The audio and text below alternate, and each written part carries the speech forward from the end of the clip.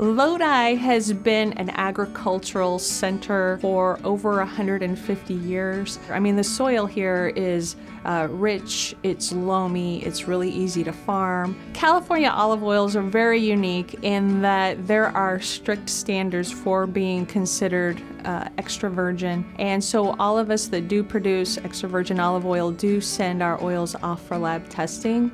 Many of us do kind of dabble in entering our oil in the fairs so that we can kind of see how we're doing, kind of like that's how we're using our yardstick in order to really make sure that we're doing our best to produce a really great product. Small olive oil producers are very similar to being a small local business, and it's really important that you think kind of more in buying local products rather than going online and kind of getting your pick of just kind of what's out there, because it's those small local businesses that really rely on the support of the community.